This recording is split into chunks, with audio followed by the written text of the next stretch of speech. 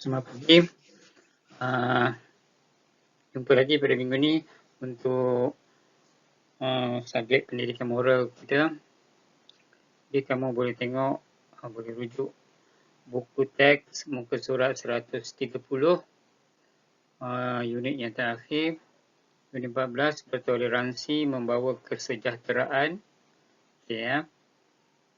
Dah buka buku Okey. Tengok situasi dia dulu. Kemudian baru cikgu cerita apa yang dia maksudkan sebagai toleransi. Okay, ya. Situasi dia, Kumar dan rakan-rakan telah menempah gelanggang permainan di Kampung Matang untuk mengadakan latihan sepak takraw. Okay, sepak takraw, tahu kan main sepak takraw yang 3 orang tu, yang ada jaring tu, 3 lawan 3 tu. Okay. Jadi dia dah tempah gelanggang untuk bermain. Okay. Kita tengok apa yang berlaku pada dia, pada mereka ya. Mengapakah kita tidak boleh menggunakannya? Bukankah kita telah menempah gelanggang tersebut lebih awal? Ya. Situasi dia tak dapat main. Sedangkan dia dah tempah gelanggang tu untuk mereka bermain. Tapi dia tak dapat bermain ya. Jadi kawan dia tanya mengapa tak dapat main. Jadi kawan-kawan, kita tidak boleh menggunakan gelanggang permainan pada saat ini. Okey, betul kawan dia tadi tanya mengapa tak dapat main. Okey. Sebab sedangkan dah tempah. Jadi Kumar pun beritahu kawan-kawan dia, saya pun tidak pasti Steven. Encik Hamid telah berjumpa dengan kita. Encik Hamid ingin berjumpa dengan kita untuk membincangkan masalah ini. Okey, jadi untuk kepastian kenapa mereka tak boleh bermain sedangkan dah tempah. Jadi Encik Hamid ni selaku orang yang ditugaskan untuk menjaga dewan ni, dewan gelanggang ni, nak jumpa mereka lah. Kita tengok apa yang berlaku ya. Okey. Selamat pagi Encik Hamid. Kat atas ni, sorry dia tak nampak sikit. Selamat pagi Kumar, Jidin dan Steven. Okey. Steven tanya, ni Steven. Kumar tadi, Jidin. Mengapa kami tidak dibenarkan menggunakan gelanggang ini Encik Hamid? Okey, Encik Hamid jawab tunjuk kenapa. Semalam saya menerima panggilan telefon daripada ketua kampung. Beliau menyatakan bahawa klinik kesihatan akan mengadakan kem pemeriksaan kesihatan di dewan ini pada hari Sabtu. Beliau juga meminta saya berbincang dengan kamu untuk memberikan laluan kepada program itu. Okay, ya. Jadi kat sini kita tengok situasi dia sekarang. Sebab kenapa tak dapat bermain tu adalah klinik kesihatan nak mengadakan kem pemeriksaan kesihatan pada masa dan hari yang sama dengan tempahan mereka. Jadi dalam situasi ni Encik Hamid terpaksa membuat pilihan ya. Kalau kita tengok kat sini mana yang lebih penting? Adakah penting untuk 3 orang rakan tadi bermain ataupun lebih penting pada kem pemeriksaan kesihatan untuk orang kampung kat situ? Jadi kalau kita tengok kat sini kepentingan pada kem pemeriksaan kesihatan lah kan. Okay, jadi dengan sebab itulah mereka Encik Hamid ni buat keputusan bahawa tempat mereka tu dibatalkan. Okay.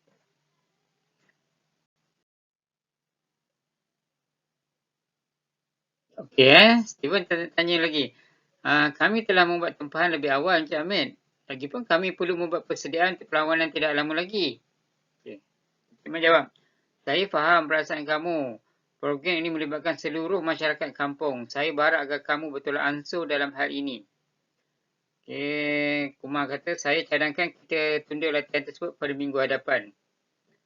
So mereka pun kata saya bersetuju. Kita patut mengutamakan masyarakat. Okey, jadi kesimpulan kat sini, situasi ni walaupun kadang-kadang ia tak menyebelahi kita, tapi demi kepentingan yang lebih penting daripada apa yang kita nak tu, kita perlu betul ansur dan bagi peluang kepada perkara lain yang lebih penting. Dalam kes kat sini, program kesihatan tu lebih penting daripada latihan perlawanan. Lagipun mereka masih lagi ada masa untuk berlatih. Cadangan Kumar tadi kata nak minggu ni tak payah, minggu depan. Okay, jadi itulah yang dinamakan sebagai toleransi. Okay, tengok Tengok. Saya bangga dengan sikap toleransi kamu. Amalan ini akan meningkatkan semangat hidup bermasyarakat. Terima kasih. Sama-sama Encik Ahmad. Jadi kat sini, kalau kita dengan dalam hidup bermasyarakat, kita bertoleransi seperti ini, maka dalam perjalanan kehidupan masyarakat lebih senang lah kan. Semua orang faham dan boleh bertolak ansur. Okay. Senaraikan toleransi yang boleh kamu amalkan dari bermasyarakat. Tak apa, yang ni biar dulu, nanti last nanti ada cikgu bagi situasi, beberapa situasi. Okay. Mengapakah kamu perlu mengamalkan sikap toleransi dalam hidup bermasyarakat? Okay. Kalau kat sini tadi kita tengok, kalau kita mengamalkan sikap toleransi, kita perlu mengamalkan sikap bertoleransi supaya kehidupan sebuah masyarakat tu berjalan dengan baik, harmoni. Kalau katakan dalam kes ni tadi, 3 orang ni berkeras juga, tak nak main juga kat situ, jadi akan menimbulkan rasa tak puas hati kepada masyarakat sebab mereka lebih perlukan khidmatan kesihatan tadi. Apakah kesan pengabaian amalan toleransi dalam hidup bermasyarakat? Okey, kalau kat sini, kalau kita tengok kat sini, kesan dia tadi, masyarakat tak boleh hidup dengan harmoni lah. Sentiasa ada orang yang tak berpuas hati sebab semua orang ada keinginan dan yang setiap keinginan tu dia pada diri sendiri rasanya dia rasa perlu dipenuhi. Contohnya 3 orang ni, keinginan dia nak main sepak takraw, latihan sepak takraw. Kalau dia tak bertoleransi, maksudnya dia bertiga ni nak main sepak takraw, mereka bertiga ni nak main sepak takraw, sedangkan masyarakat tadi nak buat kem kesihatan. Jadi masyarakat pun akan bising kenapa tak boleh buat hanya kerana 3 orang. Orang ni pun kalau dia tak betul ansur, tak bertoleransi, dia pun bising juga. Kenapa buat pada masa yang dia dah tempah, sedangkan dia dah tempah tarikh tu. Kalau ikutkan situasi kat sini, dia orang bertiga ni berada berada pada pihak yang betul. Sebab dia dah tempah pada tarikh tersebut. Tapi kerana ada benda yang lebih penting, jadi mereka bertolak ansur dan bagi membenarkan klinik kesihatan buat pemeriksaan kat situ. Okey. Itu maksudnya toleransi. Jadi kita tengok yang pertama ni adalah masuk-masuk yang lebih mendalam tentang toleransi. Okey, kita tengok ya. Yang pertama, toleransi membawa maksud keterbukaan, sikap keterbukaan. Kita boleh menerima pendapat. Tak semestinya apa yang kita cakap tu betul ataupun diterima orang. Mungkin idea kita tu baik, tapi ada lagi idea yang orang lebih baik, yang orang terima, dan kita sebagai anggota masyarakat perlu berterima lah. Keterbukaan maksudnya kita faham, okey, kita setuju dengan cadangan tu sebab orang lain majoriti yang setuju dengan cadangan orang lain. Walaupun asalnya kita ada idea lain, tapi tak semestinya idea kita tu diterima dan kita kenalah dari masyarakat kita kenalah berketerbukaan ke sini. Maksudnya kita jangan tak puas hati sebab semua orang dah ada pendapat masing-masing dan pendapat yang idea tadi dah diterima oleh ramai orang, majoriti. Jadi kita kena terima lah. Tak boleh kita membangkang seterusnya sedangkan benda tu, idea tu mungkin jauh lebih baik pada idea kita. Okey, yang kedua, berkelapangan hati. Pun sama juga kelapangan hati, tak ada rasa tak puas hati bila orang tak bersetuju dengan kita ataupun apa kehendak kita tak dapat dalam anggota masyarakat, kita perlu berlapang hati maksudnya, ataupun berlapang dada. Maksudnya kita tak perlu bising mengungkit balik apa-apa cerita kan. Saya cakap belakang ke tak payah. Kita perlu lapang hati untuk terima. Kemudian sifat mudah memaafkan. Jadi apa pun kita minta maaf dan memaafkan orang. Walaupun kadang-kadang perbuatan orang pada kita itu teruk, tapi dalam sifat bertoleransi kita maafkan dia. Okey. Sambung kita dalam muka surat seterusnya. Situasi dia pada suatu hari, ni mailing kita kat Facebook ni gambar Facebook kan.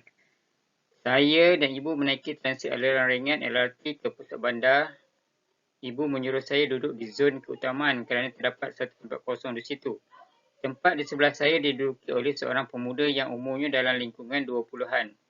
Tidak lama kemudian, ramai penumpang mula memenuhi gerabak tersebut. Seorang datuk yang bongkok dan bertongkat berdiri di hadapan saya. Maksudnya dah tua ni perlukah saya bangun untuk memberi tempat duduk kepada datuk ini? Bisik hati saya dalam dilema. Maksudnya dia macam rasa bersalah. Dia boleh duduk. Sedangkan ada orang tua yang baru naik, bongkok dalam tongkat tu, kena berdiri. Jadi dia rasa macam, perlu ke dia bangun? Okay. Kemudian dia memandang pemuda di sebelah saya, tetapi dia tidak mempedulikannya. Dia terus memejamkan mata. Saya sangat marah, tapi saya cuba mengawal diri. Okay. Kemudian dipandang orang pemuda sebelah yang sihat tu. Orang tu tak kisah pun, lantaklah orang tua tu, seorang datuk tadi berdiri. Dia buat-buat tidur pula. Jadi Mei Ling marah. Okay. Tapi dia cuba mengawal diri. Maksudnya tak marah kat orang tu lah. Tak apalah dia kata. Kemudian saya terus bangun dan memberikan tempat duduk kepada datuk. Itu. Saya sedar amalan bertoleransi dapat mewujudkan suasana yang harmoni dalam hidup bermasyarakat. Okay. Jadi kat sini hidup sikap Mei Ling ni, bertoleransi maksudnya dia boleh je duduk kat situ kan, dengan membiarkan datuk tadi berdiri sampai habis. Tapi kerana dia sedar bahawa ada lagi orang yang lebih memerlukan tempat duduk dan dia boleh berdiri, jadi dia benarkan datuk tu duduk dan dia berdiri. Tak seperti pemuda tadi. Bila nampak je datuk tu masuk, dia pun buat tidur. Okey, ni cerita ni tadi. Okey, gambar ni tadi. Mei Ling ni duduk, kemudian ada orang tua kat depan ni. Jadi dia bagi orang tua, nampak orang tua tu pun senyum je kan. Ni adalah contoh amalan toleransi yang dilakukan oleh Mei Ling. Okey, sekarang kita tengok soalan-soalan ni. Kita tengok seterusnya. Okey, apakah amalan-amalan toleransi yang kita boleh buat? Cikgu ada bagi situasi 3 ni. Sorry, ni 3 yang bukan 2. Bukan 1, sorry. Minta maaf. Ni situasi 1 di tandas awam. Okay. Di tandas awam, katakanlah situasinya tangan kamu kotor. Kamu nak basuh tangan.